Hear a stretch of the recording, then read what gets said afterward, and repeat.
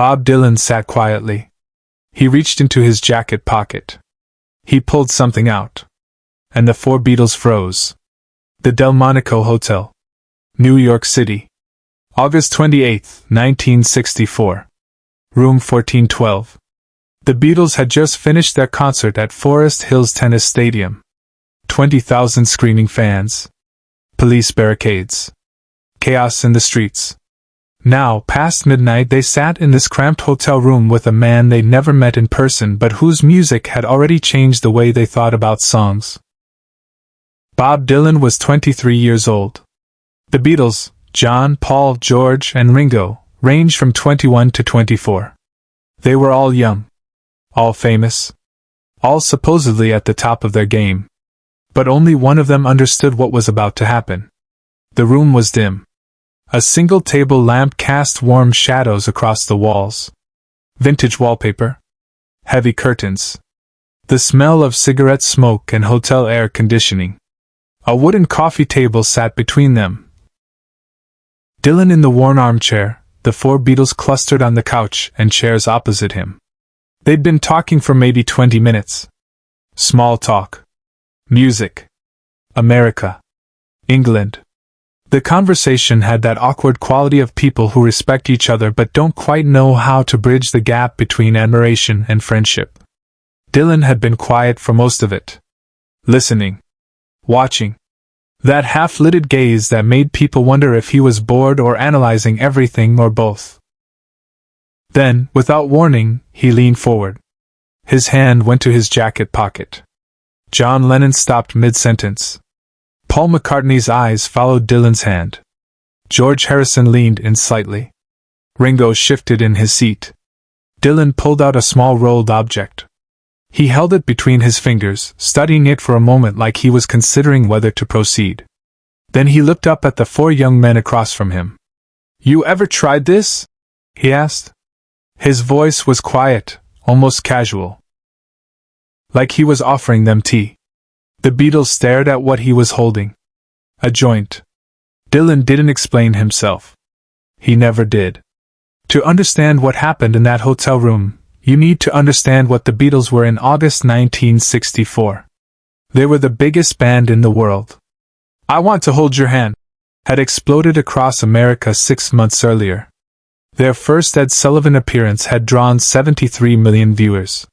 They'd made a movie, A Hard Day's Night, that critics actually liked. Everywhere they went, thousands of screaming fans followed. But musically, they were still relatively innocent. Their songs were about love and dancing and holding hands. Clean-cut. Safe. The suits. The haircuts. The yeah, that parents could tolerate even if they didn't understand the hysteria. They drank. They smoked cigarettes. They'd taken pills in Hamburg during the all-night sets that built their chops. But they'd never touched marijuana. It wasn't part of their world yet. Bob Dylan, on the other hand, had been moving through folk circles in Greenwich Village where marijuana was as common as coffee. He'd been writing songs that didn't follow anyone's rules, songs about nuclear war and changing times and hard rain falling. He'd already walked away from the expectations people tried to place on him. He saw something in the Beatles that they didn't see in themselves yet. Potential. The possibility that they could be more than just a pop phenomenon. That they could actually matter. But they needed to loosen the machinery first. They needed to step outside the clean-cut image and see what their minds could do when freed from the constraints of what pop music was supposed to be. So he offered them the joint. John Lennon looked at it for a long moment. Then he looked at Dylan. "What is it?" "Grass," Dylan said simply. There was a pause. The four Beatles glanced at each other. That silent communication they'd developed from years of playing together, checking in, gauging reactions, making collective decisions without words. "We've never..." Paul started then stopped. "I know," Dylan said. He still held the joint between his fingers, not pushing it on them, just offering. Making it their choice. George spoke up, his voice curious. "What's it like?" Dylan considered the question. "It changes how you hear things." How you think about things. Makes the edges softer. Makes the center sharper. Another pause. The table lamp flickered slightly. Outside, the muffled sounds of New York at night, distant sirens, car horns, the city that never stopped. John Lennon reached across the coffee table and took the joint from Dylan's hand. Away from the spotlight, Dylan made a choice no one expected. What happened over the next 3 hours would be recounted differently by everyone who was there. Some details stayed consistent. Others blurred with time and multiple retellings. Dylan lit the joint for them. Showed them how to inhale properly. The Beatles kept smoking it like a cigarette at first, not holding it in their lungs. Dylan corrected them patiently. Like this. Hold it. Then let it out slow. They sat in that hotel room and smoked. And talked. And listened to music on the small radio someone found. And laughed. Deep, uncontrollable laughter at things that probably weren't that funny but felt revelatory in the moment. Somewhere around 2 a.m., John Lennon started talking about lyrics.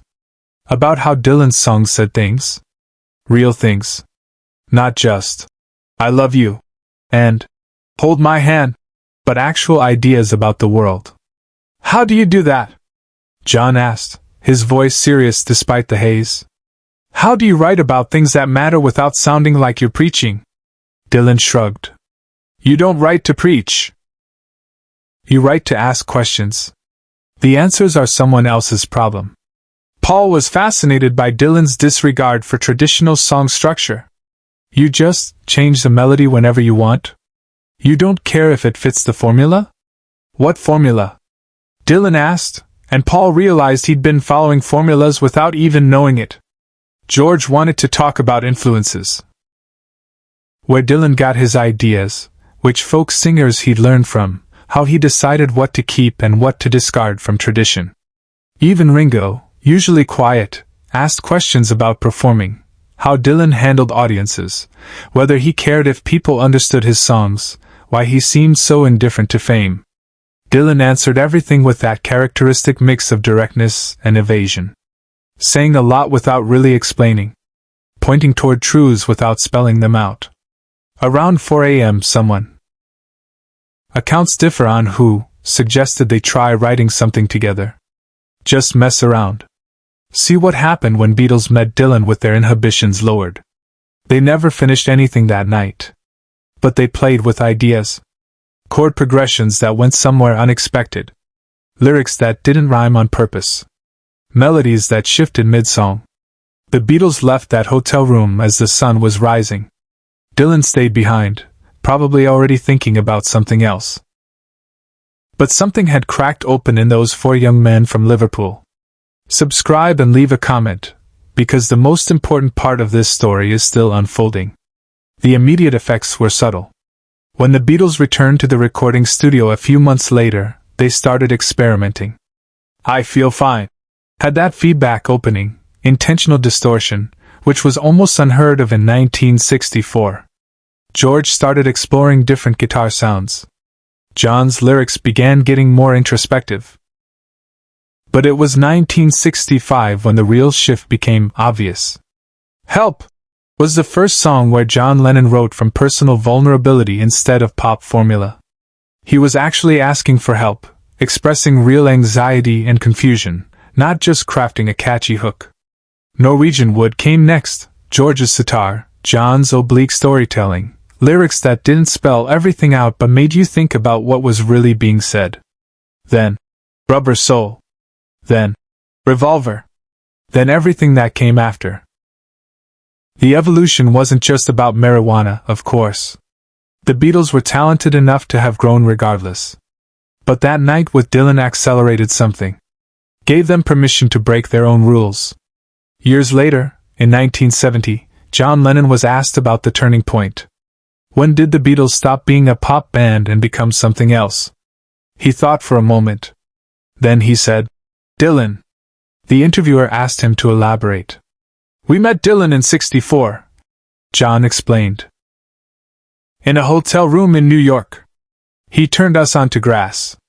But more than that, he turned us on to thinking differently about what a song could be. What it could say. How it could sound. We were still writing "She Loves You" type stuff. Dylan was writing "The Times They Are Changin'." It wasn't even the same universe. Did he tell you to change your music? The interviewer asked. No, John said. He just showed us that we could. That was enough. Paul McCartney told a similar story in interviews decades later. He described that night as the moment we realized we didn't have to stay in the box everyone put us in. Dylan lived outside the box. We didn't even know that was possible until we saw him do it. George Harrison, always the most mystically inclined, said, Dylan gave us a map we didn't know we needed. We were already heading somewhere, but he showed us there were other roads. Stranger roads. Better roads. Even Ringo, when asked about influential moments in Beatles history, mentioned that night with Dylan as one of the pivotal experiences. What followed stayed with everyone who witnessed it, long after the sound faded. But there's another layer to this story. One that Dylan himself addressed only once, briefly, in a 1966 interview that most people missed. A journalist asked him, "You're credited with changing the Beatles' direction. Do you think about that?" Dylan was quiet for a long moment. Then, "I didn't change anything. They were already who they were going to become. I offered them something. They chose to take it. That's their story, not mine. But you must feel some responsibility for. I don't feel responsible for what anyone does with what I give them." Dylan interrupted. "Music isn't about control. It's about offering. They took what I offered and made it their own. That's what you're supposed to do." The journalist pushed. "But knowing that you influenced the biggest band in the world." "I influenced 4 guys in a hotel room," Dylan said flatly. "What they did after that was up to them." That was the last time Dylan publicly discussed that night in any detail. But here's what matters about that moment in the Delmonico Hotel. Dylan didn't lecture them. Didn't tell them what to do. Didn't try to mold them into something. He simply offered them an experience, literal and metaphorical, that expanded their sense of possibility. He handed them something. They chose to take it. And in taking it, they gave themselves permission to become who they were capable of being. The joint was just an object. What it represented was freedom. In 1968, the Beatles recorded Revolution. In 1969, Come Together. In 1970 they broke up, but each member continued creating music that challenged and evolved. Every single one of those songs. Every experiment, every risk, every moment when they chose the weird path instead of the safe one, traced back, in some way, to a hotel room in 1964. To Bob Dylan sitting quietly in an armchair. To his hand reaching into his jacket pocket. To the moment he offered them something and trusted them to figure out what to do with it. Share and subscribe. Some stories deserve to be remembered. Years after John Lennon's death, Paul McCartney was asked what he'd learned from Dylan. Paul thought about it. Then he said, "Bob taught us that you don't owe anyone an explanation. You don't owe them safety. You owe them truth. And sometimes truth comes in forms people don't expect." He paused, looking out a window, remembering. That night in the hotel, Dylan didn't tell us to change. He just sat there, offered us something, and waited. No pressure. No agenda. Just here it is. Take it or don't. And you took it, the interviewer said. We took it, Paul confirmed. And we never looked back. Share and subscribe. Some stories deserve to be remembered. Bob Dylan never kept mementos from that night. No photographs. No souvenirs. He moved on the next day, the way he always moved on, forward, without nostalgia, without dwelling. But the 4 Beatles carried it with them. That hotel room. That conversation. The moment when someone showed them that rules were just suggestions. John once said the greatest gift you can give an artist is permission to stop pretending. Dylan didn't give them permission. He showed them they'd always had it. That was enough.